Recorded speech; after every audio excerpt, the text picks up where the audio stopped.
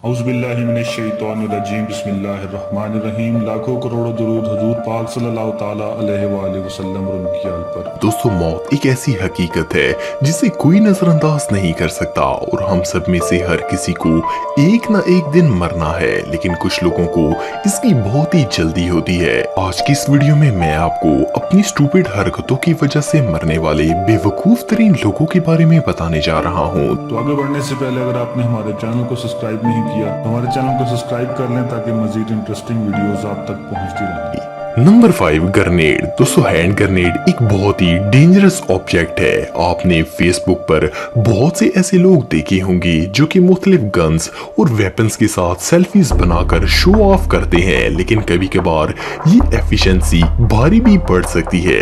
2017 में एक रशियन शख्स जिसका नाम अलेक्जेंडर साशा था, इसने फेसबुक पर अपने फ्रेंड्स को इम्प्रेस करने के लिए हैंड ग्रेनेड की पिक्चर अपलोड की। इसने ग्रेनेड से सेफ्टी पिन निकाल ली और इसकी पिक्चर बनाकर अपलोड कर दी। अनफॉर्चुनेटली इसे ग्रेनेड के मुतालिक बिल्कुल इंफॉर्मेशन नहीं थी। इसे लगा कि जब तक वो इसे नहीं फेंकेगा वो ब्लास्ट नहीं होगा।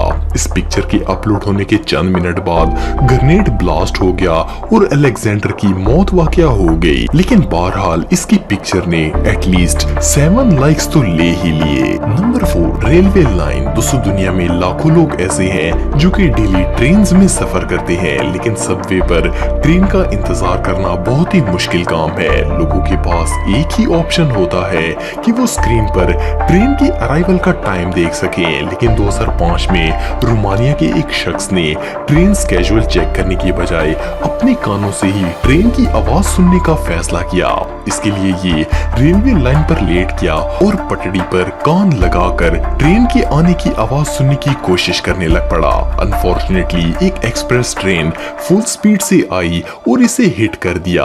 जल्दबाजी में किए जाने वाले तजर्बे कई दफा बुरी तरह फेल हो जाते हैं। Number 3, gun selfie. दोस्तों, आजकल हर कोई फेसबुक और इंस्टाग्राम पर अपनी सेल्फी अपलोड करके हीरो बनना चाहता है, लेकिन कई दफा ऐसा करना गलत भी साबित हो सकता है। 2014 में एक 21 साल मैक्सिकन लड़का जिसका नाम ऑस्कर था, वो एक गन के साथ सेल्फी बना रहा था। असल में ये फेसबुक पर हीरो बनना चाहता था। इसने गन हाथ में पकड़ी हुई थी। जैसे ही इसने सेल्फी ली, एक्सीडेंटली इसके हाथ से गन का ट्रिगर प्रेस हो गया और गोली इसके सर में लग गई। अनफॉर्चुनेटली ये सेल्फी बहुत ही डेडली साबित हुई। पुलिस ने जब ऑस्कर का फोन चेक किया तो इन्हें वो टेरिफाइंग पिक्चर्स मिली जिनसे पता चला कि ये डेथ सिर्फ एक सेल्फी की वजह से हुई है। Number 2, tab proof waste. 2017 में एक शख्स जिसका नाम जॉर्डन ईस्टर्न था, वो अपने दोस्तों के साथ अपनी 27वीं बर्थडे सेलिब्रेट कर रहा था।